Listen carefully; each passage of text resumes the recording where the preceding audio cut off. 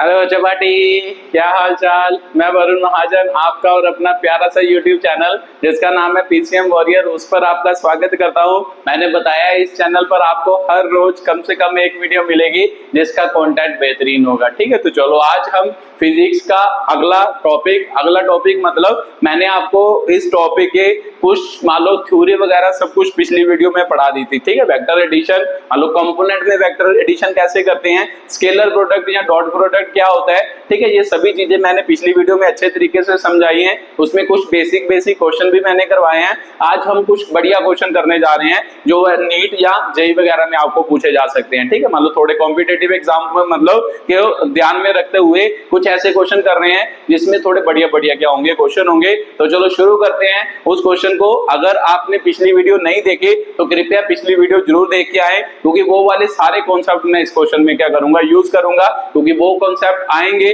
तो ये क्वेश्चन आप झटके से क्या कर दोगे, मान लो उड़ा दोगे। ठीक है, तो इसीलिए पिछली वीडियो जरूर देख के आना। बेसिक जो मान लो किसके ऊपर होगी, मान लो क्या स्केलर प्रोडक्ट या dot product and vector addition of a क्या होगा इन टर्म्स ऑफ कंपोनेंट के ऊपर होगी। अब उसके कुछ क्वेश्चंस को सॉल्व करते हैं और साथ में अगर आपने देखा है तो वीडियो को पॉज करके खुद करने की कोशिश करना और साथ में क्या है करते जाना। ठीक है, तो क्वेश्चन लिखते जाओ और साथ में उसको क्या करते जाओ, सॉल्व करते जाओ। ठीक है, तो फर्स्ट न्यूमेरिकल है, लिखो जल्दी।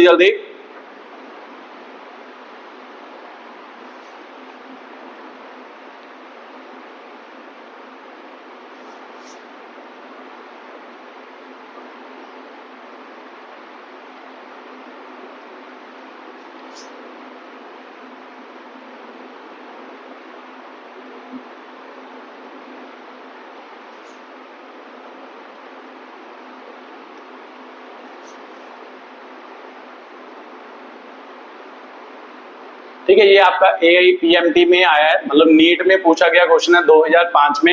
ठीक है, जो मान लो डॉट प्रोडक्ट के बिहाफ पे क्या है आपका क्वेश्चन है। ठीक है, तो वीडियो को पॉज करो और खुद करने की कोशिश करो, फिर मैं करके बताता हूं कि भाई कैसे ये क्वेश्चन क्या होगा, सॉल्व होगा। तो चलो आपने ट्राई किया होगा, तो जो स्टार्ट करते हैं कि भाई क्या दिया है। कहता है if vector this is perpendicular to the vector this then the value of alpha is. तो ऐसे क्वेश्चन आपको मान लो क्लास 11th में भी बहुत पूछे जाते हैं, मान लो आपके एग्जाम्स में भी बहुत पूछे जाते हैं। इंपॉर्टेंट क्या है क्वेश्चन है, क्या बोल रहा है कि ये वाला वेक्टर और ये वाला वेक्टर एक दूसरे के साथ क्या है, परपेंडिकुलर। तो सर आपने पिछली वीडियो में पढ़ाया तो था कि जब भी मान लो दो वेक्टर परपेंडिकुलर होते हैं उसकी डॉट प्रोडक्ट जो होती है उसका आंसर क्या होता है, 0 होता है। तो सिंपल सी बात है सर, ए वेक्टर डॉट बी वेक्टर किसके बराबर होगा, 0 के बराबर होगा। तो सर डॉट प्रोडक्ट भी आपने समझाई थी, ए वेक्टर कौन है ना, ए वेक्टर कौन है, ये वाला है, और बी वेक्टर कौन है, ये वाला। तो इसको साइड में लिख लो अगर लिखना है तो। ए वेक्टर कौन सा हो गया, 2i कैप प्लस क्या हो गया, 3j cap plus 8k cap हो गया। ऐसे ही बी वेक्टर लिखो, बी वेक्टर आपको दिया है मान लो 4 देखो ध्यान से, उसने थोड़ा सा क्या किया है, क्वेश्चन में ट्विस्ट किया है। देखो इसके आई कैप लिखा है तो इधर क्या लिख दिया, जे कैप लिख दिया। तो जब भी ऐसा क्वेश्चन हो पहले तो आई कैप को आई कैप के सामने लिखो, जे कैप को जे कैप के सामने लिखो। तो ध्यान से देखो कि भाई -4 आई कैप आगे आ जाएगा तो +4 जे कैप का चला जाएगा पीछे, प्लस अल्फा क्या हो गया, के कैप। अगर आप ऐसा नहीं करते तो आपका क्वेश्चन क्या हो जाना था, गलत हो जाना था। तो सर वेक्टर तो लिख लिए, तो पिछली वीडियो में मैंने बताया था कि भाई डॉट प्रोडक्ट कैसे करते हैं कंपोनेंट की टर्म में। मान लो एक्स, ए का जो एक्स होगा उसे बी के एक्स के साथ मल्टीप्लाई, इसको इसके साथ मल्टीप्लाई करके प्लस करके इक्वल टू क्या रखना है, 0 रखना है। ये सभी कंडीशन मैंने पिछली वीडियो में आपको कंप्लीटली पढ़ाई है। तो चलो करो, इसको इसके साथ मल्टीप्लाई करेंगे तो सर -8 हो गया ना, -8 हो गया। उसको इसको इसके साथ करेंगे तो प्लस क्या हो गया 12, इसको इसके साथ करेंगे 8 इंटू अल्फा, 8 क्या हो गया, अल्फा हो गया, इज इक्वल टू क्या हो गया, 0 हो गया। ठीक है, तो सर बात मेरे को क्लियर हो गई कि एक्चुअल में जो डॉट प्रोडक्ट होती है ये मैं पिछली वीडियो में भी समझाया था, बट यहाँ पे भी लिख देता हूं, वो किसके बराबर होती है, ax bx ay by plus क्या होता है, az bz। तो सिंपल सी बात है, आपको समझ आ ही रहा होगा, x को x के साथ, y को y के साथ, z को z के साथ क्या करवाना होता है, मल्टीप्लाई। तो जब करवाया तो ये आ गया। तो मैंने पिछली वीडियो में ये भी बताया था कि भाई क्या कि जब भी कभी दो वेक्टर की डॉट प्रोडक्ट करें, मान लो दो वेक्टर परपेंडिकुलर हो, उसका आंसर क्या आता है, 0 आता है। तो सर बात क्लियर है। तो इसका मतलब इधर कितना आ गया सर, 4 आ गया, प्लस 8 अल्फा हो गया इज इक्वल टू 0। ये प्लस का 4 है, उधर जाके माइनस का हो जाएगा। तो अल्फा सर ये इधर मल्टीप्लाई, उधर जाके डिवाइड, तो 8 हो गया। तो अल्फा की वैल्यू कितनी होगी, -1/2। तो इसका मतलब जो अल्फा था उसकी वैल्यू कितनी होनी चाहिए, -1/2 होनी चाहिए, तभी ये दोनों वेक्टर क्या होंगे, एक दूसरे के परपेंडिकुलर होंगे। ठीक है, तो सर ये बात तो हमें क्लियर हो गई। ये आपका क्या था क्वेश्चन था जो नीट 2005 में आपको क्या किया गया, पूछा गया। ठीक है, तो ये भी आपको क्लियर हो गया होगा। तो चलो अगला क्वेश्चन करते हैं, मतलब अगली टाइप का क्या करते हैं, क्वेश्चन करते हैं।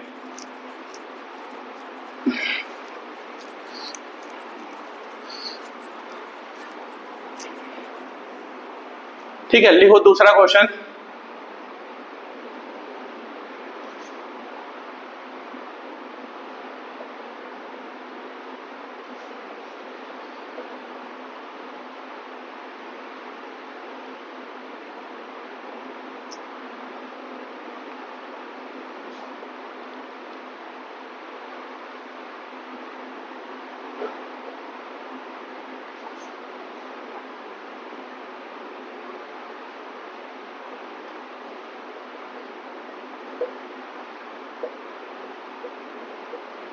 ठीक है, तो चलो रीड करो इस क्वेश्चन को जल्दी जल्दी और खुद ट्राई करो कि भाई कर सकते हो या नहीं कर सकते। चलो आपने कोशिश की होगी, तो देखते हैं कि भाई क्या पूछा है आपको। देखो ए वेक्टर दी है और बी वेक्टर दी है, दो वेक्टर दिए है। वो पूछ रहा है find the unit vector of A plus क्या पूछ रहा है, बी पूछ रहा है। तो इसका मतलब ए वेक्टर प्लस बी वेक्टर करके उसका क्या निकालना है, यूनिट वेक्टर निकालना है। तो सर पहले तो वेक्टर प्रोडक्ट मान लो निकाल लेते हैं। तो पहले क्या बोल रहा है कि भाई a vector plus b vector. तो सर ये भी तो आपने पीछे समझाया था कि भाई a vector plus b vector का मतलब क्या होता है। हमें पता है कि सर वेक्टर में मान लो आप मतलब क्या होता है कि जब भी सेम कंपोनेंट होगा ना, सेम डायरेक्शन के हो, उनको सीधा मैथ के अकॉर्डिंग क्या किया जा सकता है, प्लस किया जा सकता है। तो इन दोनों को हम प्लस कर लेंगे, इन दोनों को इन दोनों को प्लस करेंगे तो क्या बनेगा सर 5i कैप बनेगा ना, 2 + 3 5। तो रिजल्टेंट वेक्टर भी उसी डायरेक्शन में, इन दोनों को प्लस करेंगे -2, इसके आगे क्या है 1 है, तो -1 कितना होगा सर -3 j कैप हो गया। इन दोनों को प्लस करेंगे, प्लस का 3 है माइनस का 2 है, तो क्या हो गया सर 1। तो साथ में क्या आ जाएगा +1 क्या आ जाएगा k कैप आ जाएगा। ये आपका क्या आ गया a vector plus b vector की क्या आ गई, वैल्यू आ गई। अब आप क्वेश्चन पढ़ो, तो चलो पहले दूसरा भी निकाल ही लेते हैं। उसके बाद सर a माइनस b पूछा है, तो a vector minus b vector भी निकाल ही लेते हैं, फिर इकट्ठी बात करते हैं। तो देखो a vector minus b vector का भी यूनिट वेक्टर निकालना है, तो अब माइनस करना है। तो सर माइनस का मतलब इसको इसमें से घटाना है। तो सर 2 में से है ना, मैग्नीट्यूड को सीधा माइनस कर सकते हैं, ये आपको क्लियर होगा। मान लो क्या, मान लो 2 में से 3 घटाएंगे तो सर -i कैप बचेगा ना, -1i कैप। तो 1 लिखो या ना लिखो बात सेम ही होती है, -i कैप। इसको इससे घटाएंगे तो सर सिंपल सी बात है सर -1 और -2, तो इसका मतलब कितना -1 + 2, इसका मतलब +1 बचा। तो इसका मतलब इधर क्या आएगा +1 क्या आएगा, j क्या आएगा। उसके बाद सर इसको इसमें से घटाना है, तो फिर से 3 -2 होगा, तो इसका मतलब सर कितना हो गया 5 है ना, 5 ही हुआ, माइनस प्लस 5 हो गया। तो फिर प्लस 5 क्या होगा आपका k कैप होगा। ठीक है, तो सर ये आपका क्या बना, माइनस का रिजल्ट बना। तो माइनस प्लस में क्या किया जा सकता है, सेम कंपोनेंट को सीधा प्लस माइनस किया जा सकता है। ये मैंने आपको मतलब पिछली वीडियोस में पूरी तरह तरीके से किया है, क्लियर किया है। ठीक है, तो सर ये बात तो मेरे को क्लियर हो गई। तो चलो लिखते हैं अब उसके बाद देखो कि भाई क्या पूछा है। उन्होंने आपको ये नहीं पूछा कि a + b a - b पता करो, उन्हें कहा कि भाई इनका यूनिट वेक्टर क्या करो, पता करो। तो यूनिट वेक्टर भी तो सर हमने पढ़ा है, जब आपने टाइप्स ऑफ वेक्टर पढ़ाई थी तो यूनिट वेक्टर की डेफिनेशन भी हमने पढ़ी थी कि यूनिट वेक्टर अगर a वेक्टर का यूनिट वेक्टर लिखना हो तो वो किसके बराबर होता है, a vector upon magnitude of क्या होता है, a वेक्टर। अब हमें किसका यूनिट वेक्टर पूछ रहा है, इस वेक्टर का यूनिट वेक्टर पूछ रहा है पूरे का ना, a + b का यूनिट वेक्टर पूछ रहा है। तो क्यों ना इसको मान लो c वेक्टर मान लिया जाए। तो सर c वेक्टर किसके बराबर हो गया, मान लो ये -3 j कैप हो गया +1 i कैप हो गया। तो वो क्या पूछ रहा है सर, मान लो c का यूनिट वेक्टर पूछ रहा है ना, इसका एडिशन का यूनिट वेक्टर, एडिशन को हमने c वेक्टर के बराबर माना। तो सिंपल सी बात है इसका यूनिट वेक्टर जो होगा वो एक्चुअल में c का ही यूनिट वेक्टर होगा। तो सर c का यूनिट वेक्टर कैसे लिखेंगे, c वेक्टर लिखेंगे अपॉन क्या लिखेंगे, मैग्नीट्यूड ऑफ क्या लिखेंगे, c वेक्टर लिखेंगे। अब तो आसान ही हो गया। तो सर c वेक्टर क्या है, तो c वेक्टर तो यही है, इसका मतलब 5i cap -3 j cap plus क्या होगा k कैप होगा upon magnitude of this vector. तो सर मैग्नीट्यूड भी तो हमें निकालना आता ही है, कैसे निकालते हैं, मतलब पहले कंपोनेंट का स्क्वायर प्लस दूसरा माइनस में है तो माइनस कंपोनेंट का स्क्वायर प्लस तीसरे का स्क्वायर। तो सर पंजू पांजे कितना हो गया 25 प्लस कितना हो गया 9 प्लस 1 25 और 9 34 34 और 1 35। तो डिवाइड बाय कितना आ गया √35 आ गया। तो ये सर आपका पहला क्या हो गया क्वेश्चन हो गया। तो इसका मतलब एडिशन का जो यूनिट वेक्टर निकला ये एडिशन का क्या है, यूनिट क्या है, वेक्टर है। ठीक है, तो सर बात मेरे को क्लियर हो गई एडिशन के यूनिट वेक्टर की। अब सब्ट्रैक्शन का क्या निकालना है, यूनिट वेक्टर निकालना है। अब इसको निकाल देते हैं। तो चलो साइड में इसको क्या करते हैं, सॉल्व करते हैं। तो जब इसको सॉल्व करेंगे तो सर इसका यूनिट वेक्टर, अब इसको डी मान लेते हैं, डी वेक्टर क्या होगा, a minus B vector is equal to किसके बराबर sir, minus I cap J cap plus क्या हो गया के कैप। तो सर डी वेक्टर का यूनिट वेक्टर निकालना है तो भी डी कैप होगा, तो D cap is equal to क्या होगा, डी वेक्टर अपॉन क्या होगा, मैग्नीट्यूड ऑफ क्या होगा, डी वेक्टर। तो sir D cap, D vector कौन सा है सर, ये है, तो इसका मतलब minus I cap plus J cap plus क्या होगा 5 के कैप होगा अपॉन, अपॉन में क्या आएगा sir, magnitude of this vector. तो इस वेक्टर का मैग्नीट्यूड कैसे निकालते हैं सर, फिर से सेम टू सेम वैसे ही, पहले का स्क्वायर तो इसका मतलब -1 का स्क्वायर हो गया प्लस दूसरे में भी 1 ही है तो 1 का स्क्वायर हो गया प्लस तीसरा कंपोनेंट का क्या होगा स्क्वायर, तो सर 5 का क्या होगा स्क्वायर होगा। तो सर 1 का स्क्वायर करेंगे है ना, -1 का स्क्वायर करेंगे +1 और 1 का स्क्वायर करेंगे +1 और 5 5 25, 25 और 26 और 1 27, तो इसका मतलब अंडर रूट क्या आ जाएगा 27 आ जाएगा। तो यहाँ पे अंडर रूट क्या होगा 27 होगा। ठीक है, तो ये आपका क्या है, अगला मान लो क्या आ गया यूनिट वेक्टर, इसका मतलब ये माइनस का यूनिट वेक्टर आया, माइनस की डायरेक्शन में यूनिट वेक्टर आया और ये प्लस की डायरेक्शन में क्या आया यूनिट वेक्टर। तो यही आपको क्वेश्चन में पूछा गया था। ठीक है, तो सर बात मेरे को ये भी क्लियर हो गई कि कैसे इनके यूनिट वेक्टर क्या किए जाते हैं, फाइंड किए जाते हैं। तो आगे आपको ऐसे क्वेश्चन भी हो सकता है, इसको आगे भी वो सॉल्व कर सकता है। तो सर मेरे को पता है 35 को क्या लिखा जा सकता है 7 × 5, तो 7 के फैक्टर मतलब 7 का भी मतलब अंडर रूट नहीं होता, 5 का भी नहीं होता। अब इसको कैसे लिखा जा सकता है 9 × 3, तो इसका मतलब इसको ऐसे भी लिखा जा सकता है। ठीक है, तो आंसर मान लो डिपेंड करता है कि आपको क्वेश्चन में कैसे आंसर दिया है। तो सर इसको ऐसे भी तो लिख सकते हैं, मतलब 27 को होता है 9 × 3 भी लिख सकते हैं, तो 9 का अंडर रूट क्या होता है 3 होता है, तो 3 × 3 भी लिख सकते हैं। तो सिंपल सी बात है, आंसर ये लिखा हो या ये लिखा हो दोनों बातें क्या है सेम है। ठीक है, तो सर ये अगला क्या था क्वेश्चन था, ये आपके क्या थे यूनिट वेक्टर थे, मान लो किसके a + b की डायरेक्शन में और a - b की डायरेक्शन में क्या थे यूनिट वेक्टर थे। ठीक है, तो सर बात मेरे को क्लियर हो गई कि भाई कैसे इसमें क्वेश्चन को मिक्स किया गया है ना, मान लो प्लस माइनस भी किया गया और यूनिट वेक्टर की डेफिनेशन को भी क्या कर दिया गया, मिक्स कर दिया गया। तो एक अच्छा क्वेश्चन है। ठीक है, तो चलो उसके बाद अगला क्वेश्चन क्या करते हैं, सॉल्व करते हैं। चलो तीसरा क्वेश्चन लिखो और खुद कोशिश करना, वीडियो को पॉज करके फिर मैं आपको करके बताऊंगा कि भाई कैसे इसका सलूशन होगा।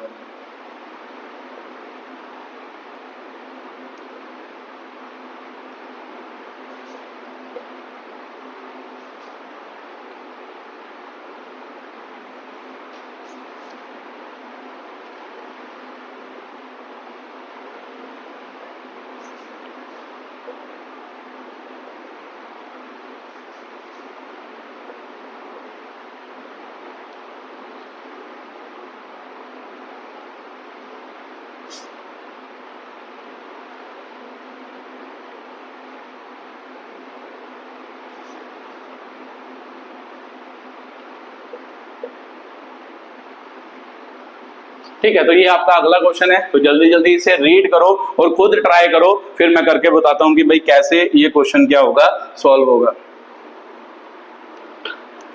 चलो आपने कोशिश की होगी, तो देखते हैं कि भाई कैसे ये क्वेश्चन क्या होगा सॉल्व होगा। तो देखो ध्यान से, determine the vector which when added to the resultant of, मान लो क्या है ए वेक्टर एंड बी वेक्टर। तो क्या मतलब सर, ये कहता है वो एक ऐसा वेक्टर मतलब बताओ जो इसके रिजल्टेंट में क्या करें, ऐड करें। तो रिजल्टेंट क्या सर, मतलब सिंपल रिजल्टेंट का मतलब क्या होता है कि इन दोनों वेक्टर को ऐड करें, उस वेक्टर को हम क्या कहते हैं, रिजल्टेंट ऑफ दिस वेक्टर कहते हैं। तो क्यों ना पहले हम रिजल्टेंट वेक्टर लिखें। ठीक है, तो रिजल्टेंट वेक्टर क्या होता है सर आपका, मान लो 3i कैप है ना, रिजल्टेंट वेक्टर लिखना है तो कैसे है ना, रिजल्टेंट ऑफ किसका, ए वेक्टर प्लस बी वेक्टर। तो सिंपल सी बात है सर, आर वेक्टर क्या होगा, इन दोनों के एडिशन के बराबर रिजल्टेंट ऑफ दिस वेक्टर। तो इन दोनों को ऐड करना है, तो लिख लो इधर क्या हो गया सर 5j कैप हो गया प्लस 7 क्या हो गया k कैप, उसके साथ प्लस b वेक्टर आ गया 2i cap plus 4j cap minus 3 क्या हो गया k कैप। तो सर मुझे पता है कि भाई एडिशन कैसे करते हैं, तो सिंपल क्या करना होता है, मान लो सेम कंपोनेंट को क्या कर देना होता है ऐड, उनके मान लो मैग्नीट्यूड को सीधा ऐड, तो साथ में डायरेक्शन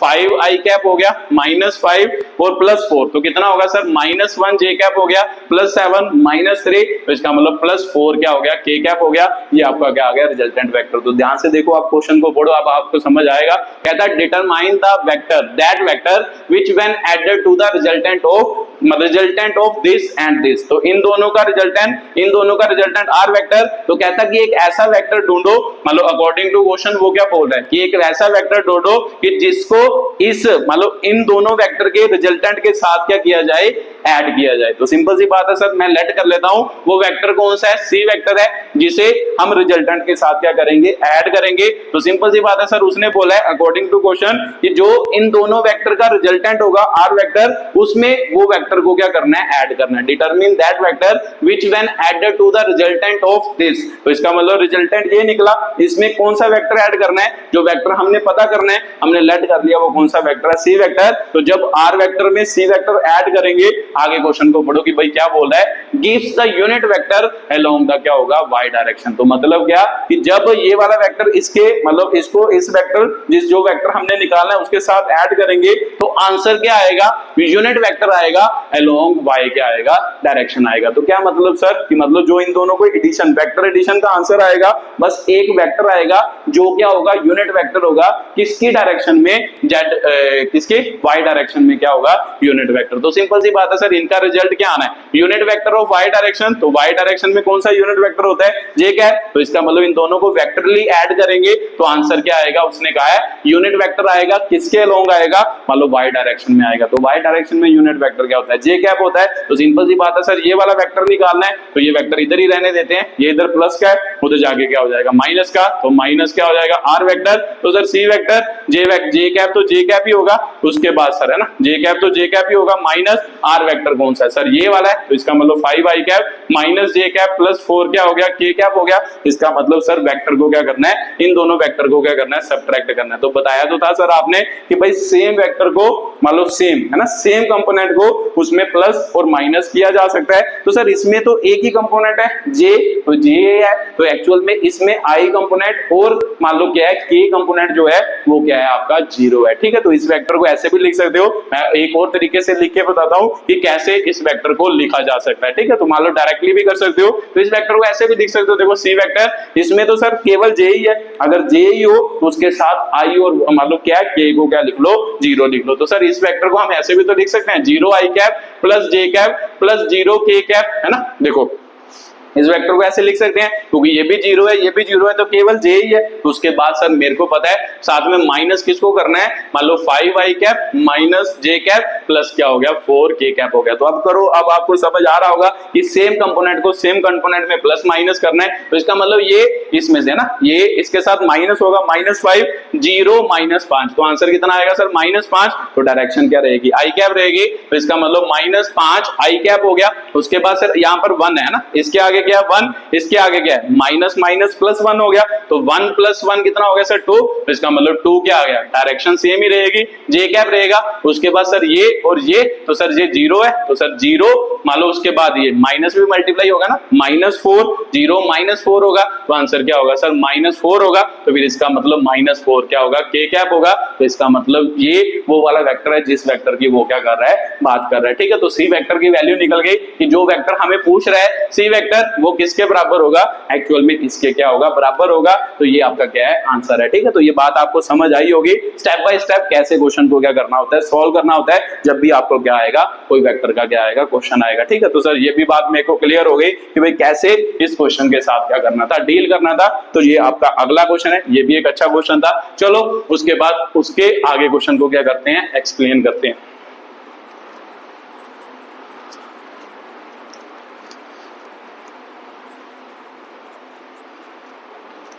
चलो लिखो अगला क्वेश्चन, चौथा क्वेश्चन।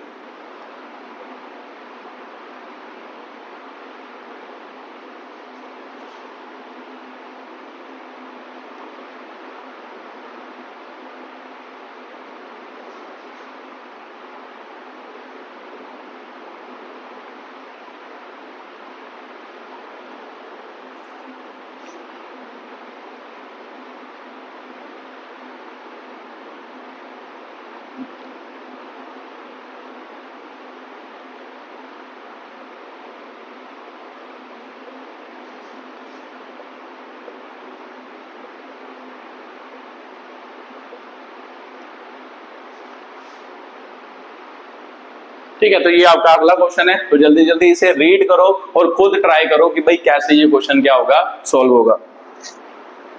चलो आपने कोशिश की होगी, तो देखते हैं कि भाई कैसे ये क्वेश्चन क्या होगा, सॉल्व होगा। पढ़ के देखो कि भाई क्या लिखा है। कहता है if the sum of two unit vector is a unit vector. तो सिंपल सी बात है सर, वो बोला है कि दो यूनिट वेक्टर को प्लस करेंगे, आंसर भी क्या आएगा, यूनिट वेक्टर आएगा। तो लेट करते हैं, नहीं पता तो लेट टू वेक्टर्स, कौन कौन से वेक्टर हमने लेट कर लिए। मान लिया कि भाई एक वेक्टर ए कैप है, यूनिट वेक्टर को कैप से लिखते हैं, और बी दूसरा वेक्टर बी है, उसे बी कैप कह देते हैं। तो वो बोल रहा है अकॉर्डिंग टू क्वेश्चन, वो बोल रहे हैं कि भाई क्या, कि भाई जब दोनों यूनिट वेक्टर को हम क्या करेंगे, ऐड करेंगे, the sum of two unit vector is a unit vector. तो इसका मतलब इन दोनों यूनिट वेक्टर को ऐड करेंगे तो आंसर भी क्या आएगा, यूनिट वेक्टर आएगा। तो मैंने लेट कर लिया कि भाई थर्ड यूनिट वेक्टर क्या होगा, वो क्या होगा, मान लो इन दोनों का रिजल्टेंट ऐड करने के बाद जो यूनिट वेक्टर आएगा वो क्या होगा, आपका सी कैप होगा। ठीक है, तो सर मेरे को समझ आ गया, ये एक्चुअल में सी कैप जो होगा वो इन दोनों की वेक्टर एडिशन के बराबर होगा। उसके बाद आगे बढ़ो कि भाई क्या बोल रहे हैं, then the find the magnitude of difference, है ना, then the find the magnitude of their difference. क्या मतलब सर,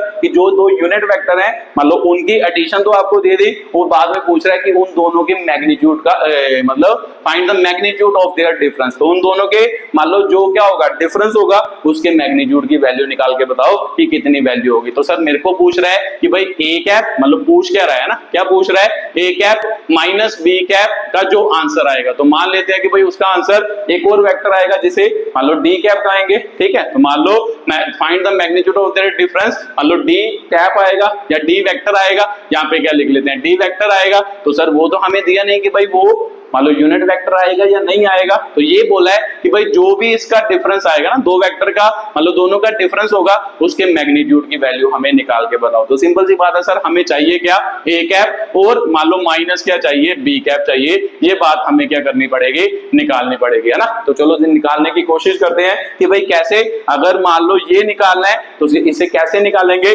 तो जो इंफॉर्मेशन दी है वहां से स्टार्ट करेंगे। तो ध्यान से देखो, ये बात आपको समझ आ रही होगी। एक्चुअल में क्या होता है, आर वेक्टर किसके बराबर होता है, ए वेक्टर प्लस बी वेक्टर। मान लो दो वेक्टर जो हम पढ़ते हैं, जैसे हमने पैरेललोग्राम लो पढ़ा, आर वेक्टर किसके बराबर होता था सर, ए वेक्टर प्लस बी वेक्टर। तो सिंपल सी बात है सर, आर का मैग्नीट्यूड हम निकालते तो थे, आर वेक्टर का मैग्नीट्यूड हम कैसे निकालते थे, मान लो पहले वेक्टर का, है ना, यहां से यही समझ आ रहा है कि ये वेक्टर इन दोनों की वेक्टर एडिशन के बराबर है। तो पैरेललोग्राम लो कि भाई उसका मैग्नीट्यूड कैसे निकालते थे, कि भाई पहले वेक्टर के मैग्नीट्यूड का स्क्वायर दूसरे वेक्टर के मैग्नीट्यूड का स्क्वायर प्लस 2ab इनटू क्या होता था, cos थीटा होता था, जो भी उनके बीच एंगल होगा। तो ध्यान से देखो सर, निकाल तो सकते हैं, ये भी रिजल्टेंट ये आर का काम कर रहा है और ये दो वेक्टर दिए हैं, तो यहाँ पर ये फॉर्मूला लगाते हैं, तो निकाल ही सकते हैं। तो चलो निकालो फिर जल्दी जल्दी, यहाँ पे ये फॉर्मूला लगाओ। तो ठीक है, तो लगा सकते हैं सर, देखते हैं कि भाई क्या बनता है। तो इसका मतलब magnitude of unit vector resultant जो होगा वो किसके बराबर होगा, यहाँ पे सॉल्व करो। पहला क्या होगा, पहले वेक्टर के मैग्नीट्यूड का स्क्वायर, इसका मतलब इसका स्क्वायर होगा,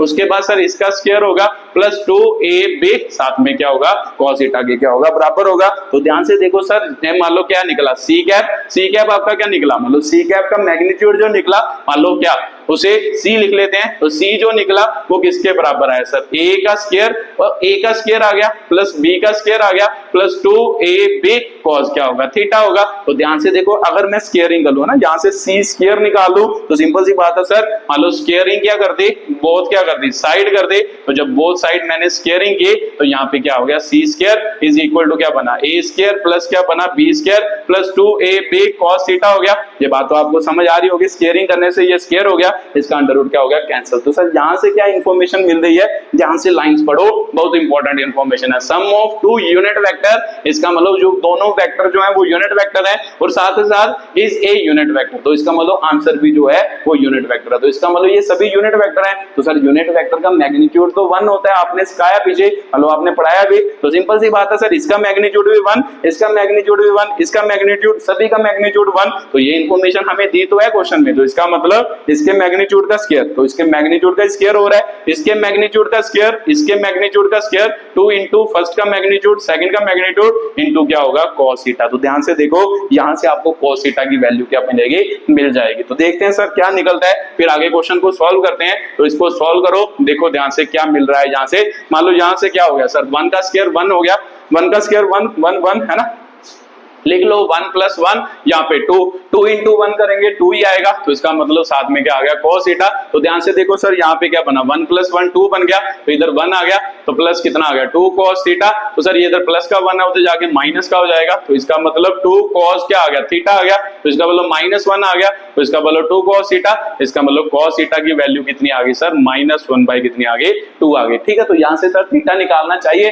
तो थीटा क्यों निकालना है हमें क्वेश्चन में थोड़ा ना पूछा है, हमें पूछा है कि भाई थीटा कितना होगा, तो सर हमें पूछा नहीं, तो अगर निकालना चाहते हो तो निकाल लो, बट हमें पूछा नहीं है, हम यही इंफॉर्मेशन यहाँ पर क्या करेंगे लिखेंगे, क्योंकि यहाँ से मेरे को ये इंफॉर्मेशन क्लियर हो गई कि cos थीटा की वैल्यू कितनी हो गई -1/2 होगी। तो उसके बाद हमने क्या सोचना है, उसके बाद की अप्रोच दिमाग में लाओ। ठीक है, कि ये गिवन था, यहाँ से यही पता चला, अब निकालना क्या है, ये निकालना है। तो इसकी बात करते हैं कि भाई कैसे इसे क्या करेंगे निकालेंगे। तो देखो ध्यान से कि भाई कैसे, है ना, ये बात तो आपको समझ आ गई।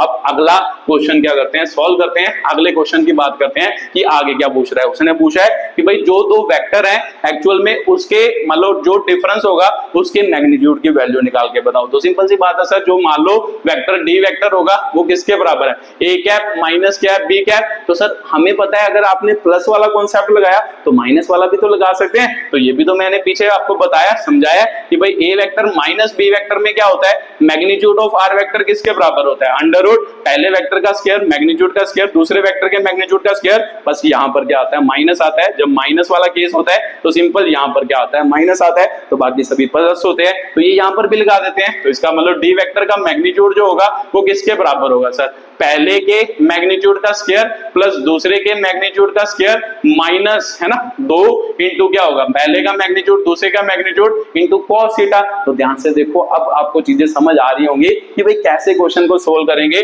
तो सर d का मैग्नीट्यूड d हो गया, तो आप इसकी वैल्यू निकाल लेते हैं। तो कैसे निकालेंगे सर, मान लो d इधर आ गया तो इधर क्या हो गया सर अंडर रूट, है ना। चलो स्क्वायरिंग कर लो फिर से, मान लो स्क्वायरिंग क्या कर लो बोथ साइड कर लो, ठीक है, तो फिर आपको थोड़ा सा क्या होएगा क्लियर हो जाएगा। स्क्वायरिंग क्या हो गए बोथ क्या होगी साइड होगी, तो दोनों साइड में स्क्वायर किया, तो जब स्क्वायर किया तो सर इसको है ना d भी लिख सकते हैं, तो d का क्या हो गया स्क्वायर, इधर अंडर रूट कैंसिल हो गया, a square plus b square minus 2ab cos क्या हो गया थीटा हो गया। तो फिर से ध्यान से पढ़ो कि भाई क्या सर मेरे को पता है कि भाई एक्चुअल में क्या, एक्चुअल में मेरे को ये बात तो पता ही है कि भाई ये दोनों क्या है यूनिट वेक्टर है, क्योंकि हमने लेट किए थे कि भाई पहले दोनों क्या है यूनिट वेक्टर है। तो सिंपल सी बात है ये भी यूनिट वेक्टर ये भी, तो सर ये भी यूनिट वेक्टर है। एक्चुअल में ये भी आपको क्या दिया है, मान लो ये वेक्टर तो निकालने के लिए बोला है, ये यूनिट वेक्टर नहीं है, इसका मैग्नीट्यूड तो निकालने के लिए बोला है, यहाँ पे आपको कहा है कि भाई मान लो जो उसका डिफरेंस है उसका आंसर भी यूनिट वेक्टर होगा। तो सर इसके बारे में कोई बात नहीं है, तो ये वाला यूनिट वेक्टर नहीं है, ये निकालना है, तो इसको ऐसे ही रहने देते हैं। a की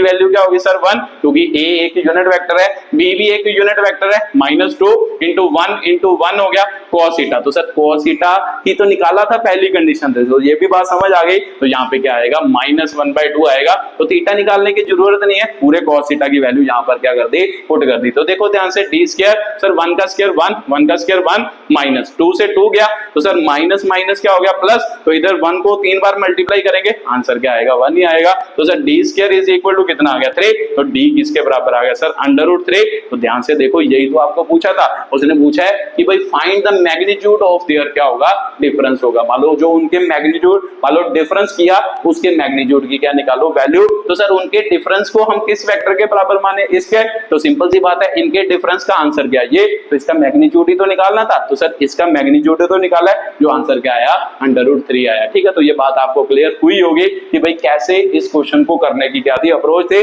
बस समझ होना चाहिए कि जो गिवन है उसमें से कुछ निकालने की कोशिश करो, फिर उसको अगले क्वेश्चन में यूज करो जहां पर उसे क्या करना है यूज करना है। तो सर मेरा क्वेश्चन क्लियर हो गया कि उसने मेरे को पूछा था कि भाई मैग्नीट्यूड निकाल के बताओ उनके डिफरेंस का, तो डिफरेंस का मैग्नीट्यूड किसके डिफरेंस वेक्टर किसके बराबर इसके बराबर इसका मैग्नीट्यूड, तो इसका मैग्नीट्यूड तो हमने निकाल ही लिया, ये आपका क्या निकला मैग्नीट्यूड निकला। ठीक है, तो बात आपको ये भी समझ आ गई होगी कि भाई रिजल्टेंट वेक्टर का मान लो डिफरेंस के मान लो जो भी डिफरेंस का वेक्टर बना उसका मैग्नीट्यूड कितना होगा √3 होगा। ठीक है, तो ये भी एक बढ़िया क्वेश्चन था, मतलब एक अच्छा क्वेश्चन था। ठीक है, तो ये भी आपको समझ आया होगा कि भाई कैसे इस क्वेश्चन के साथ क्या करना था डील करना था।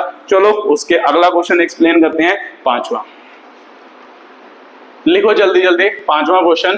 ठीक है, if a vector and b vector are two non collinear unit vector and if magnitude of a vector plus b vector is equal to under root 3, then find value of a vector minus b vector dot 2a vector plus b vector is। ठीक है, तो ये आपका question है, तो जल्दी जल्दी read करो और खुद ट्राई करो, फिर मैं करके बताता हूं कि भाई कैसे ये क्वेश्चन क्या होगा, सॉल्व होगा। चलो आपने कोशिश की होगी, तो देखते हैं कि भाई कैसे ये क्वेश्चन क्या होगा सॉल्व। तो जल्दी जल्दी पढ़ो। If A vector and B vector are the two non collinear unit vector. तो सर ये तो पिछले वर्ग का ही क्वेश्चन है, जैसे आपने पिछला क्वेश्चन करवाया था यूनिट वेक्टर वाला, वही है। तो सिंपल सी बात है सर, ए वेक्टर एक यूनिट वेक्टर है, बी वेक्टर एक यूनिट वेक्टर है, तो सिंपल सी बात है सर, इनके मैग्नीट्यूड की वैल्यू जो होगी वो क्या होगी, 1 होगी, है ना। सिंपल ए या बी के मैग्नीट्यूड की वैल्यू क्या होगी, 1 होगी, क्योंकि ये दोनों क्या है, यूनिट वेक्टर है। ठीक है, तो यहाँ से ये इन्फॉर्मेशन मिल रही है, तो ये लिख लो जल्दी जल्दी कि भाई ये इन्फॉर्मेशन यहाँ से हमें क्या होगी, प्रोवाइड होगी। उसके बाद आगे बढ़ो कि भाई क्या कहता है कि भाई ये दोनों नॉन कोलिनियर यूनिट वेक्टर है। नॉन कोलिनियर मतलब एक ही डायरेक्शन में नहीं है, इनमें कुछ ना कुछ एंगल है। ठीक है, थीटा कुछ ना कुछ एंगल है। तो चल आगे बढ़ते हैं। If this is equal to this, तो सर क्या दिया है अकॉर्डिंग टू क्वेश्चन, हमें क्या दिया है सर, मान लो magnitude of a vector plus b vector is equal to under root 3 दिया है। तो पूछ क्या रहा है, पूछ रहा है कि सर ए vector minus B vector dot क्या निकालना है, 2a वेक्टर प्लस क्या निकालना है, b वेक्टर की क्या निकालनी है, वैल्यू निकालनी है। तो सिंपल सी बात है सर, ये निकालनी है। अब ये निकालने के लिए ये इन्फॉर्मेशन को यूज करेंगे, तो फिर से आपको दिमाग में इंटरप्रेट करना आना चाहिए कि ये इन्फॉर्मेशन से हम क्या निकाल सकते हैं। तो ध्यान से समझो। तो सर ये एक्चुअल में फिर से वही हो गया, देखो a vector plus b vector, इसका मतलब दोनों को ऐड करके उसका मैग्नीट्यूड निकालना है। तो सिंपल सी बात है सर, अगर हम अपनी वर्डिंग में लिखे तो हम कैसे लिखते थे, ऐसे लिखते थे कि भाई r वेक्टर जो होता है वो इसके बराबर। तो सिंपल सी बात है, इसका मैग्नीट्यूड किया तो इसका भी तो मैग्नीट्यूड ही हुआ। तो सर इसका मैग्नीट्यूड हम कैसे निकालते हैं, आर वेक्टर का मैग्नीट्यूड ना, इसका मैग्नीट्यूड इसके मैग्नीट्यूड के बराबर। तो इसका मैग्नीट्यूड ऐसे ही तो निकालते हैं कि भाई पहले के मैग्नीट्यूड का स्क्वायर दूसरे के मैग्नीट्यूड का स्क्वायर प्लस 2 भी क्या होगा, cos थीटा। तो सिंपल सी बात है सर, इसका मैग्नीट्यूड निकालना है, तो इसका मतलब इसका मैग्नीट्यूड निकालना है, तो इसका मैग्नीट्यूड हम ऐसे निकाल सकते हैं। तो सिंपल सी बात है सर, इसका मैग्नीट्यूड निकालते हैं तो कैसे, इसका मतलब इन दोनों वेक्टर का मैग्नीट्यूड यहां से निकलेगा, है ना। एक्चुअल में इसको मान लेते हैं ये किसके बराबर है, आर वेक्टर के बराबर है। तो सिंपल सी बात है सर, आर वेक्टर का मैग्नीट्यूड, तो आर वेक्टर का मैग्नीट्यूड किसके बराबर होता है कि भाई पहले वेक्टर के मैग्नीट्यूड का स्क्वायर दूसरे वेक्टर के मैग्नीट्यूड का स्क्वायर 2ab साथ में क्या होता है cos theta is equal to क्या होता है, अंडर रूट 3 होता है। ठीक है, तो अब आपको समझ आ रहा होगा कि एक्चुअल में ये आर वेक्टर क्या क्या है, मैग्नीट्यूड है। अब इसे छोड़ दो, मैं तो मैंने समझाने के लिए क्या किया, आपको एक्सप्लेन किया। ठीक है, तो फिर आप इसको सॉल्व करना है तो सर कर ही सकते हैं, स्केयरिंग कर देते हैं दोनों साइड में। तो कर दो स्केयरिंग, बहुत क्या होगा, साइड होगा। तो दोनों साइड में हमने क्या किया, स्केयर। तो जब स्केयर किया तो sir a square plus b square plus 2ab क्या हो गया, cos theta is equal to क्या हो गया, 3। अंडर रूट सारे क्या हो गए, खत्म हो गए। उसके बाद सर क्या इन्फॉर्मेशन है, देखो a और b की वैल्यू क्या दी है, 1 दी है। तो पुट करो, तो जब 1 का स्केयर हो गया ना इधर, प्लस 1 का स्केयर हो गया प्लस 2 इंटू 1 इंटू 1 इंटू क्या हो गया, cos theta is equal to 3 हो गया। अब इसे पुट करो, तो देखो ध्यान से सर, 1 प्लस कितना हो गया, 1 प्लस 2 cos थीटा हो गया ना, इज इक्वल टू कितना हो गया, 3। तो सर इसे सॉल्व करें, तो चलो उधर सॉल्व कर लेते हैं, क्योंकि बाद में उधर भी हमने क्या करते हैं, सॉल्व करना है। ठीक है, तो ये बात सर मेरे को क्लियर हो गई। अब इसे पुट करते हैं, देखो ध्यान से, 1 प्लस 1 2 उधर जाके क्या हो जाएगा, माइनस। तो इसका मतलब 2 cos theta is equal to 3 minus 2 हो गया। तो 2 cos theta is equal to क्या बन गया आपका 1। तो फिर cos थीटा की वैल्यू क्या आ गई सर, 1 बाय क्या आ गई 2, 2 इधर आके डिवाइड हो गया। ठीक है, तो सर cos थीटा 1/2 कब होता है, अब निकालना है सर थीटा या नहीं निकालना, तो रहने दो, cos थीटा ही तो हमें पूछा थोड़ा ना कि भाई थीटा निकाल के बताओ। हमें यहाँ से क्या इन्फॉर्मेशन मिली कि भाई cos थीटा जो होगा वो 1 बाय क्या होगा 2 होगा। अब मान लो इस क्वेश्चन से हमें ये इन्फॉर्मेशन मिल गई है, अब इस इन्फॉर्मेशन को इस क्वेश्चन में क्या करेंगे, यूज करेंगे। तो उसे निकालने की क्या करते हैं, कोशिश करते हैं। तो देखो कि भाई कैसे कोशिश करेंगे, तो चलो इसे मिटा देते हैं। इस क्वेश्चन से हमें ये पता चला, अब इसको सॉल्व करने की कोशिश करते हैं कि भाई कैसे। तो सर मैंने आपको पता ही होगा कि पिछली वीडियो में मैंने सब कुछ पढ़ाया कि भाई जो डॉट प्रोडक्ट होती है वो डिस्ट्रीब्यूटिव लॉ को क्या करती है, ओबे करती है। तो डिस्ट्रीब्यूटिव लॉ का मतलब क्या होता है कि आप मैथ्स के अकॉर्डिंग इनको क्या कर सकते हो, मल्टीप्लाई कर सकते हो। मान लो इस वेक्टर को इसके साथ डॉट प्रोडक्ट, इस वेक्टर के इसके साथ डॉट प्रोडक्ट, इस वेक्टर के इसके साथ डॉट प्रोडक्ट, इस वेक्टर के इसके साथ डॉट प्रोडक्ट, तो सर कर ही सकते हैं। तो देखते हैं कि भाई कैसे। मान लो पहले हम क्या लिख सकते हैं, इसको इसके साथ डॉट प्रोडक्ट, तो इसका मतलब ए वेक्टर डॉट क्या होगा, 2a वेक्टर होगा, ऐसे लिख सकते हैं। उसके बाद इसके साथ dot product plus a vector dot क्या होगा, b वेक्टर होगा। फिर उसके बाद इसके साथ dot product minus b vector dot क्या लिख सकते हैं, 2a वेक्टर लिख सकते हैं। फिर इसके साथ dot product minus plus minus हो गया, b वेक्टर डॉट क्या आ गया, b क्या आ गया, वेक्टर आ गया। ठीक है, तो ये बात आपको समझ आई होगी कि भाई कैसे एक्चुअल में इसे क्या किया मैंने लिखा है। ठीक है, तो सर बात क्लियर हो गई। एक मैंने आपको और प्रॉपर्टी पढ़ाई थी कि भाई क्या होता है जब आप a vector dot lambda b vector लिखते हो तो लैम्डा को आप बाहर भी निकाल सकते हो, उसको मान लो ऐसे भी लिख सकते हो, क्योंकि अगर मान लो आप लैम्डा इसके साथ मल्टीप्लाई करके डॉट प्रोडक्ट करेंगे उसका आंसर और इसका आंसर क्या आता है, सेम आता है। तो सर 2 को आगे लिख सकते हैं, तो इसका मतलब 2 a वेक्टर डॉट क्या होगा, a वेक्टर होगा plus a vector dot a vector हो गया माइनस इसमें से भी 2 कॉमन निकाल लो, तो सर 2 कॉमन निकला तो अंदर क्या बचा, b vector dot a vector बचा और साथ में क्या बचा, minus b vector dot b vector बचा। तो सर बात मेरे को यहां से भी समझ आ रही है, ये भी आपने समझाया था कि जब दो सेम वेक्टर को मल्टीप्लाई करते हैं तो एक्चुअल में ये किसके बराबर आता है, मतलब उस वेक्टर के मैग्नीट्यूड के स्क्वायर के बराबर आता है। तो इसे डायरेक्टली हम क्या लिख सकते हैं, 2a स्क्वायर प्लस ab। तो सर इसका तो हमें पता नहीं, इसको ऐसे रहने देते हैं, इसको लिखते हैं। तो सर ये भी तो आपने समझाया था कि भाई वेक्टर जो डॉट प्रोडक्ट होती है वो कम्यूटेटिव लो को obey करती है, तो इस वेक्टर को हम ऐसे भी लिख सकते हैं क्योंकि ये दोनों आंसर क्या होते हैं, बराबर होते हैं। a vector dot b vector करो, जब b vector dot a vector करो दोनों का आंसर क्या आता है, सेम आता है। तो सिंपल सी बात है सर, इसे ये भी लिखा जा सकता है, इसे ये भी लिखा जा सकता है, तो इसकी जगह पर हमने ये लिख दिया। अब आगे पढ़ो तो ये भी सेम सेम है, तो इधर क्या हो जाएगा, b स्क्वायर हो जाएगा। ठीक है, तो सर बात मेरे को क्लियर है। अब करते हैं, देखो 2a स्क्वायर प्लस, देखो ये दोनों सेम नहीं हो गए, तो सर सेम ही तो हो गए। ये मान लो x हो गया, ये 2x हो गया, तो सर x में से 2x जाएगा तो सिंपल सी बात है माइनस x ही बचेगा। तो ये आपका क्या हो गया आंसर, ये आपका क्या हो गया सिंप्लीफिकेशन। तो ये क्वेश्चन इतना सिंप्लीफाई हो गया। अब इसको क्या करना है, पुट करना है, वैल्यूज पुट करनी है। तो सर वैल्यू तो पुट कर ही सकते हैं। देखो a क्या बताया आपको, यूनिट वेक्टर बताया,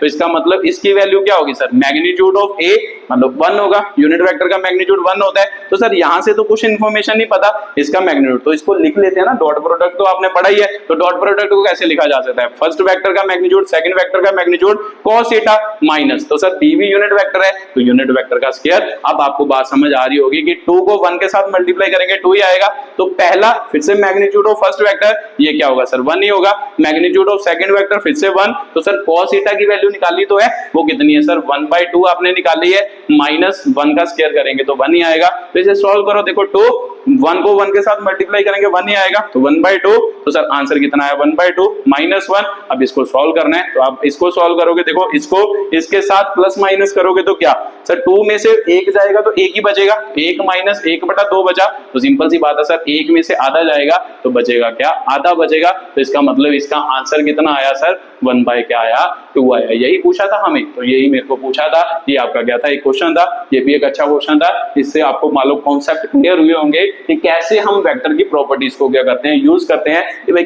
कैसे उसको यूज करके हम क्वेश्चन को क्या कर सकते हैं, सॉल्व कर सकते हैं। ठीक है, तो ये आपका अगला क्वेश्चन था, अगले क्वेश्चन की क्या थी, एक्सप्लेनेशन थी। ठीक है, तो अगर कोई बात समझ नहीं आई तो पिछली वीडियो जरूर देखना, उसमें से ये सारी बातें मैंने क्लियर की है, अच्छे तरीके से सारी बातें समझाई है। ठीक है, तो ये क्वेश्चन भी आपको समझ आ गया होगा, तो उसका आंसर कितना आया 1/2, ये आपका क्या था अगला क्वेश्चन था, अगले क्वेश्चन की क्या थी, एक्सप्लेनेशन थी। ठीक है, तो चलो उसके बाद अगला क्वेश्चन करते हैं, उससे अगला क्वेश्चन एक्सप्लेन करते हैं कि भाई कैसे उससे अगला क्वेश्चन भी क्या होगा, सॉल्व होगा।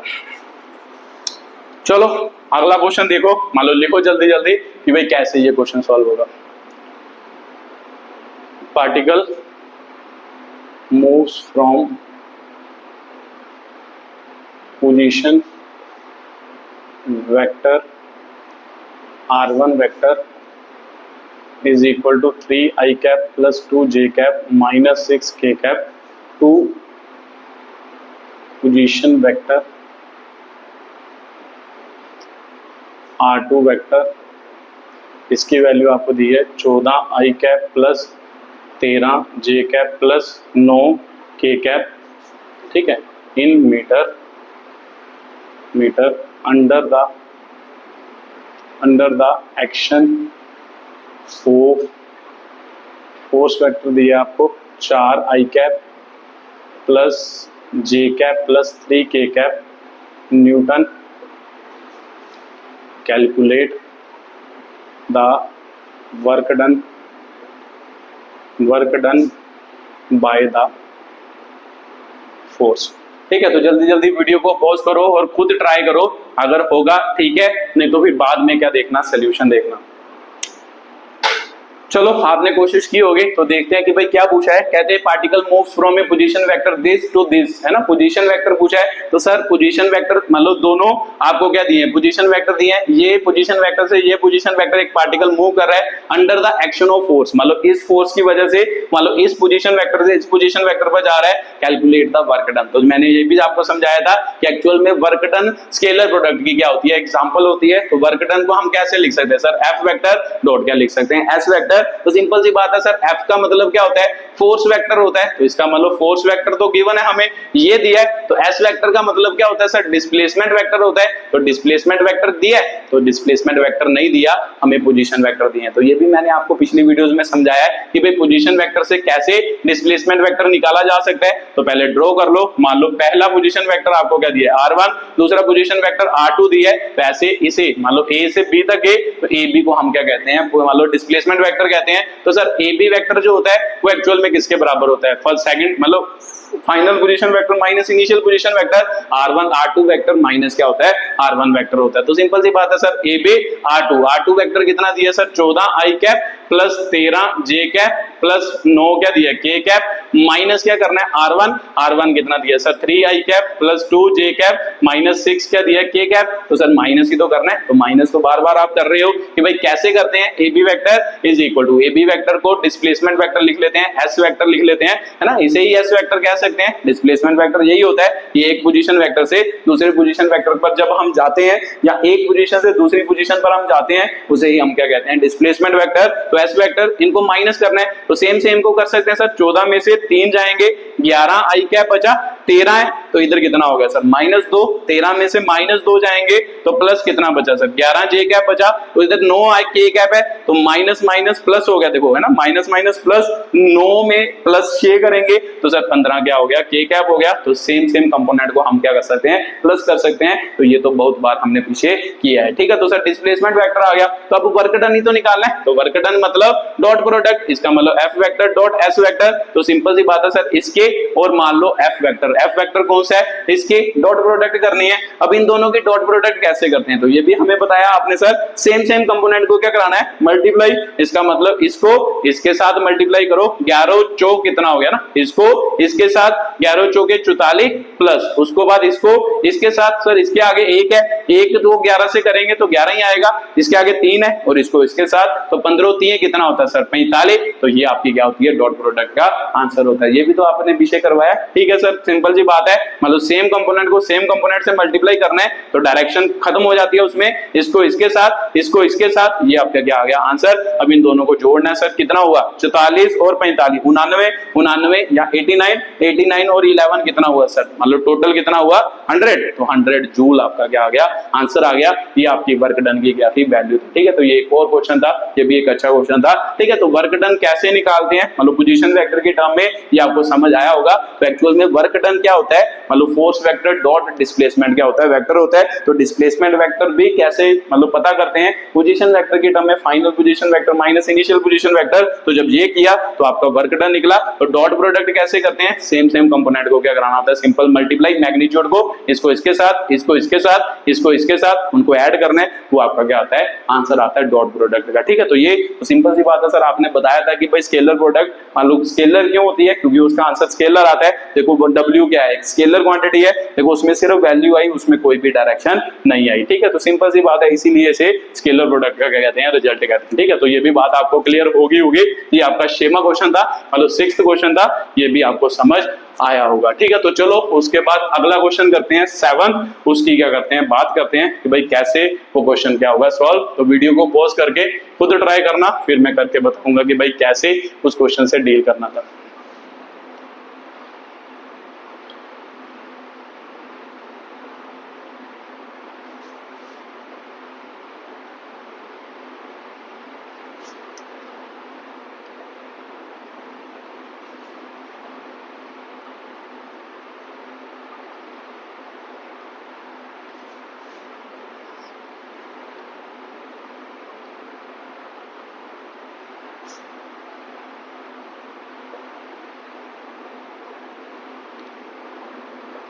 ठीक है, क्वेश्चन को रीड करो और खुद करने की कोशिश करो, फिर मैं करके बताता हूं कि भाई कैसे ये क्वेश्चन क्या होगा, सोल्व होगा। चलो आपने कोशिश की होगी तो देखते हैं कि भाई कैसे ये क्वेश्चन सॉल्व होगा। पढ़ के देखो कि भाई क्या लिखा है। पहले दिया है कि भाई ए वेक्टर और बी वेक्टर दिए हैं, तो चलो इसे लिख लेते हैं। ए वेक्टर की वैल्यू कितनी दी है 3i कैप प्लस 4 क्या दिया है जे कैप। बी वेक्टर की वैल्यू कितनी दी है सर 7i कैप प्लस 24 क्या दिया है जे कैप दी है। ये आपके क्या होगी वैल्यूज। उसके बाद आगे पढ़ो कि भाई क्या बोल रहे हैं, find the vector having the same magnitude as of B vector. मतलब एक ऐसा वेक्टर पता करो जिसका मैग्नीट्यूड बी वेक्टर के बराबर हो। तो सिंपल सी बात है सर, बी वेक्टर का मैग्नीट्यूड निकालते हैं। इसका मतलब मान लो लेट कर लेते हैं कि हमने कौन सा वेक्टर निकालना है, सी वेक्टर निकालना है। तो सी वेक्टर का मैग्नीट्यूड क्या होना चाहिए, सी वेक्टर का मैग्नीट्यूड क्या होना चाहिए, सेम टू सेम किसके जैसा होना चाहिए, बी वेक्टर के मैग्नीट्यूड जैसा होना चाहिए। तो सिंपल सी बात है सर, बी वेक्टर का मैग्नीट्यूड ही तो निकालना है, तो निकाल लेते हैं। बी वेक्टर का मैग्नीट्यूड कैसे सर, पहले कंपोनेंट का स्क्वायर प्लस दूसरे कंपोनेंट का स्क्वायर। इसका मतलब 7 का स्क्वायर प्लस 24 का स्क्वायर हो गया। तो 7 का स्क्वायर करेंगे तो क्या होगा सर 49 होएगा, है ना 49। और 24 का स्क्वायर कितना होता है सर 576। और b इज इक्वल टू कितना हो गया, सिर्फ मतलब इन दोनों को प्लस करेंगे, 40 इसमें प्लस किया तो कितना हो गया 610। 610 और 15 सर 625 हो गया। तो 625 किसका अंडर रूट होता है, आपको पता ही होगा 25 का क्या होता है अंडर रूट होता है। तो सिंपल सी बात है सर, सी वेक्टर का मैग्नीट्यूड क्या होना चाहिए 25 होना चाहिए। ये वो बोल रहा है क्वेश्चन में, ध्यान से पढ़ो। उसने कहा कि भाई a vector this vector find the vector having the same magnitude as of B vector. मतलब वो वेक्टर पता करो जिसका मतलब मैग्नीट्यूड जो हो वो सेम टू सेम किसके जैसा हो, बी वेक्टर के मैग्नीट्यूड जैसा हो। तो सिंपल सी बात है सर, बी वेक्टर के मैग्नीट्यूड जैसा इसका वेक्टर हो। आगे पढ़ते हैं। एंड पैरेलल टू क्या होगा, ए वेक्टर होगा। मतलब वो वाला वेक्टर पता करो जिसका मैग्नीट्यूड जो होगा वो तो सी वेक्टर बी वेक्टर जैसा हो। तो मैग्नीट्यूड तो हमने निकाल लिया। और उस किसके पैरेलल होना चाहिए सर, ए वेक्टर के क्या होना चाहिए पैरेलल टू ए वेक्टर। तो सिंपल सी बात है सर, इसके पैरेलल कौन सा वेक्टर होता है, तो हमें पता तो है कि भाई जब भी कभी किसी वेक्टर के पैरेलल वेक्टर निकालना हो तो इसका मतलब एक्चुअल में वो किसकी बात कर रहा है, यूनिट वेक्टर की बात कर रहा है। यूनिट वेक्टर क्या होता है, हमेशा पैरेलल टू वेक्टर होता है। मतलब जिस वेक्टर की हम बात कर रहे हैं उसके पैरेलल जो वेक्टर होता है उसे हम क्या कहते हैं, यूनिट क्या कहते हैं, वेक्टर कहते हैं। तो सिंपल सी बात है, उसकी डायरेक्शन क्या होनी चाहिए, इसकी डायरेक्शन क्या होनी चाहिए, इस डायरेक्शन में होना चाहिए। तो इसके पैरेलल होना चाहिए। तो इसका मतलब इसके पैरेलल कौन होएगा, मतलब उसकी डायरेक्शन क्या होगी, इसकी डायरेक्शन जो होगी। तो इसकी डायरेक्शन किससे रिप्रेजेंट करते हैं, ए कैप से। तो इसका मतलब सी वेक्टर की डायरेक्शन क्या होनी चाहिए, ए कैप की डायरेक्शन के मतलब सेम टू सेम होनी चाहिए। तो सिंपल सी बात है सर, मैग्नीट्यूड सी वेक्टर को कैसे लिखेंगे, C vector is equal to magnitude into direction. तो डायरेक्शन किधर होनी चाहिए, इसी डायरेक्शन में होना चाहिए, इसके पैरेलल होना चाहिए। तो फिर इसका मतलब इसके साथ क्या आएगा, ए कैप आएगा। तो अगर ये बात आपको समझ आ गई तो क्वेश्चन सॉल्व हो गया।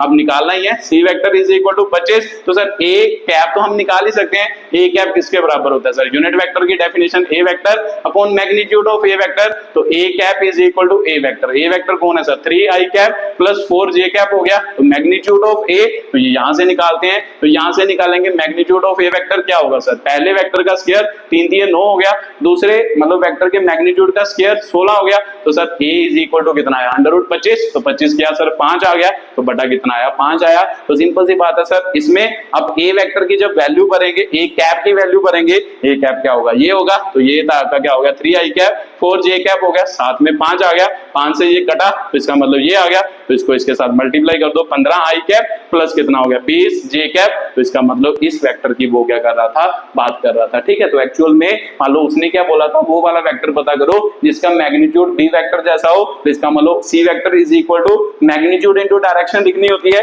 तो मैग्नीट्यूड कैसा होना चाहिए, बी वेक्टर जितना मैग्नीट्यूड होना चाहिए। तो बी वेक्टर का मैग्नीट्यूड 25 इनटू डायरेक्शन होती है। तो डायरेक्शन किसकी डायरेक्शन में होगा सर, ए की डायरेक्शन में होगा। तो ए की डायरेक्शन में कौन होता है सर, ए कैप होता है। मतलब यूनिट वेक्टर ही उसकी डायरेक्शन में होता है। तो इसका मतलब इसकी डायरेक्शन भी क्या होनी चाहिए, ए कैप जैसी ही होनी चाहिए। तो भी सिंपल सी बात है, ए कैप का यूनिट वेक्टर लिख दिया। तो यूनिट वेक्टर की डायरेक्शन में ये वेक्टर बनेगा, ये उसका मैग्नीट्यूड हो गया। तो ये उसकी डायरेक्शनल वेक्टर हो गया, जिसे यूनिट वेक्टर कहते हैं। तो यूनिट वेक्टर हमने निकाला, ये कटा, तो ये उसका क्या बन गया, आंसर बन गया। ठीक है, तो ये आपका अगला क्वेश्चन था। अगले क्वेश्चन की एक्सप्लेनेशन थी, ये भी एक अच्छा क्वेश्चन था। ठीक है, तो ये भी आपको समझ आया होगा कि भाई कैसे इस क्वेश्चन के साथ हमने क्या किया है, डील किया है कि कैसे ये क्वेश्चन को क्या करते हैं, सॉल्व करते हैं। ठीक है, तो एक लास्ट क्वेश्चन करते हैं जिसमें मान लो क्या है, एक और क्वेश्चन करते हैं जो थोड़ा बढ़िया भी क्वेश्चन होगा। चलो उसे सॉल्व करने की कोशिश करते हैं। तो देखते हैं कि भाई आप सॉल्व कर पाते हो या नहीं कर पाते, तो फिर मैं करके बताऊंगा। ठीक है, तो कोशिश करना। फिर वो वाला क्वेश्चन मैं करके बताऊंगा, ठीक है। ए vector when added to the vector मान लो b vector, added to the vector b vector क्या दिया सर 3i कैप प्लस 4 क्या दिया है जे कैप दिया है, ठीक है। उसके बाद बोल रहा है कि भाई yield a resultant vector has magnitude क्या होगा, magnitude equal to B vector equal to that of B vector and find, क्या बोला है गलत तो नहीं लिख दिया कि भाई yield the resultant vector and has, है ना, यील्ड द क्या होगा resultant vector and has yield the resultant vector that is है ना, तो ये गलत लिख दिया मैंने, चलो आराम से लिखो यहाँ पे, है ना। मान लो क्या that is in the positive Y direction and has, आगे लिखो and has magnitude of equal to that of क्या होगा बी क्या होगा वेक्टर, फाइंड मैग्नीट्यूड ऑफ क्या होगा ए वेक्टर होगा, ठीक है। तो ये आपका क्या है क्वेश्चन है, जल्दी जल्दी रीड करो और खुद ट्राई करो, फिर मैं करके बताता हूं कि भाई कैसे इस क्वेश्चन के साथ क्या करते हैं डील करते हैं। चलो कोशिश की होगी, देखते हैं कि भाई कैसे इस क्वेश्चन के साथ डील करेंगे। देखो पढ़ो, कहता है कि a vector when added to the b vector, मतलब कोई ए वेक्टर है जिसे बी वेक्टर में क्या किया जाए ऐड किया जाए, that yield the resultant vector, मतलब जो एक रिजल्टेंट वेक्टर बनाता है, तो चलो लेट कर लेते हैं कि भाई वो क्या बोल रहा है, एक रिजल्टेंट वेक्टर बनता है आर वेक्टर, मतलब कब बनता है जब ए वेक्टर को बी वेक्टर में ऐड किया जाता है। तो सिंपल सी बात है सर, ए वेक्टर को बी वेक्टर में ऐड किया जाता है तो रिजल्टेंट वेक्टर बनता है, ये वो बोल रहा है। तो आर वेक्टर हमने मान लिया कि भाई रिजल्टेंट वेक्टर है जब इन दोनों को ऐड किया। आगे पढ़ो, yield the resultant vector that is, मतलब resultant vector that is in the positive Y direction. तो इसका मतलब जो रिजल्टेंट वेक्टर बना इसकी डायरेक्शन क्या है, पॉजिटिव वाई डायरेक्शन है। तो सिंपल सी बात है सर, इसकी डायरेक्शन क्या होगी जे कैप होगी। आर वेक्टर की बात कर रहे हैं, आर वेक्टर की जो डायरेक्शन है वो किस डायरेक्शन में है, मतलब वाई डायरेक्शन में, पॉजिटिव वाई डायरेक्शन में, तो पॉजिटिव वाई में उसकी डायरेक्शन जे कैप होगी। इसका मतलब जे कैप उसकी डायरेक्शन होगी, that is in the direction of positive Y direction and has the magnitude equal to that of क्या होगा बी वेक्टर होगा। तो मतलब क्या, आर वेक्टर की डायरेक्शन तो इस डायरेक्शन में है, जे कैप में है, और इसका जो मैग्नीट्यूड है वो किसके बराबर है, वो बोल रहा है कि भाई इसका मैग्नीट्यूड किसके बराबर है, इक्वल टू दैट ऑफ क्या होगा बी वेक्टर होगा। तो बी वेक्टर के बराबर मैग्नीट्यूड ऑफ क्या है आपका आर वेक्टर है। तो सर निकाल लेते हैं, बी वेक्टर का मैग्नीट्यूड निकाल तो सकते हैं, शायद दिया है, तो देखो दिया है आपको, तो लिख लो।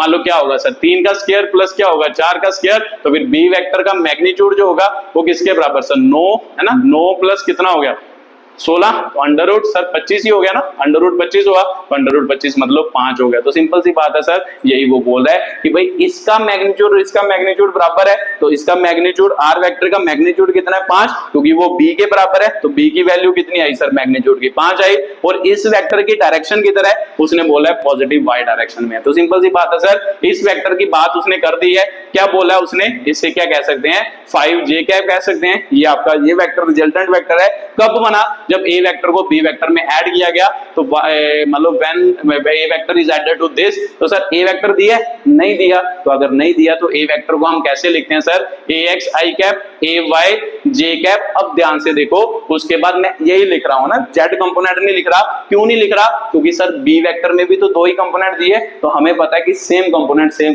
क्या होता है ऐड होता है। तो सिंपल सी बात है सर, अगर मान लो बी वेक्टर के क्या होंगे 2 ही कंपोनेंट होंगे, तो सिंपल सी बात है ए वेक्टर के भी 2 कंपोनेंट इसमें क्या होंगे ऐड होंगे। तो अगर करना है तो सीधा तीसरा भी लिख लो, मान लो इसके साथ मान लो ए जेड क्या लिख लेते हैं, के कैप लिख लेते हैं, वो किसमें ऐड किया, इसमें ऐड किया सर 3i कैप 4 क्या हो गया जे कैप हो गया, ठीक है। तो सिंपल सी बात है सर, ये उसका रिजल्टेंट वेक्टर दे दिया है। तो देखो ध्यान से, मेरे को पता है सर i कैप वाला i कैप में प्लस होगा, तो ये इसमें, तो इसका मतलब ax प्लस कितना हो गया 3 i कैप हो गया, y वाला y में प्लस होगा, तो ay प्लस कितना हो गया 4, साथ में क्या हो गया j कैप। अब z वाला है नहीं है तो कैसे होता है सर, 0 के कैप लिख लेते हैं, तो ये वाला इसमें ऐड होगा, तो इसका मतलब az प्लस 0 है ना, साथ में क्या आ जाएगा के कैप आ जाएगा। ठीक है, तो सर ये बात समझ आ गई। सेम कंपोनेंट में क्या हो गया, ऐड हो गया, तो ऐड कर दिया। उसके बाद सर मेरे को पता है कि ये एक्चुअल में क्या निकला, ये रिजल्टेंट ही तो निकला, जब इन दोनों को ऐड किया तो इसके बराबर आया। तो सिंपल सी बात है, ये वाला वेक्टर इस वेक्टर के क्या होना चाहिए, बराबर होना चाहिए।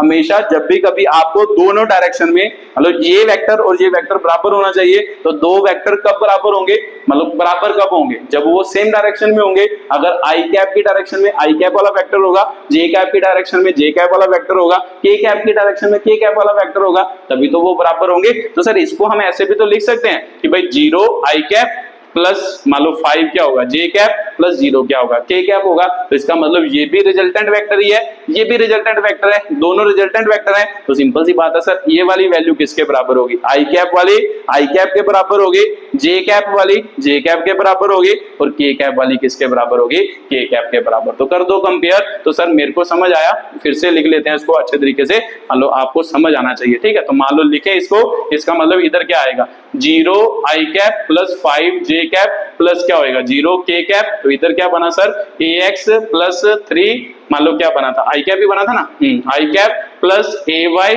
प्लस क्या बना था 4 जे कैप प्लस क्या बना था, ये बना था। तो सिंपल सी बात है सर, मेरे को समझ आ गया ये दोनों सेम वेक्टर हैं। तो ये कंपैरिजन कैसे करते हैं, सेम डायरेक्शन में सेम के बराबर होगा ना, x वाला x के बराबर होगा, तो इसका मतलब ax प्लस 3 इक्वल टू 0 होगा, तो y वाला y के बराबर होगा, ay plus 4 is equal to क्या होगा 5, उसके बाद z वाला z के बराबर होगा, इसका मतलब az plus 0 is equal to क्या होगा 0 होगा। तो ध्यान से देखो क्या बना सर, ax की वैल्यू क्या बनी -3, ay की वैल्यू कितनी बनी सर 5 माइनस 4, इसका मतलब ay कितना हो गया सर 1 हो गया, तो az की वैल्यू कितनी बनी सर 0 बनी। तो सिंपल सी बात है सर, ax की वैल्यू ये आ गई x डायरेक्शन में, y डायरेक्शन में ये आ गया, z डायरेक्शन में ये, तो a वेक्टर अब लिख तो सकते हो आप कि भाई a वेक्टर को कैसे लिखेंगे, तो सर x का मैग्नीट्यूड तो ये आ गया -3 आई कैप आ गया, उसके बाद प्लस y का मैग्नीट्यूड, तो y कौन सा सर 1 हो गया, तो 1 के साथ डायरेक्शन कौन शो करता है, j कैप शो करता है, तो सर k कैप का तो कंपोनेंट ही 0 है, तो 0 लिखो चाहे ना लिखो कोई फर्क नहीं पड़ता,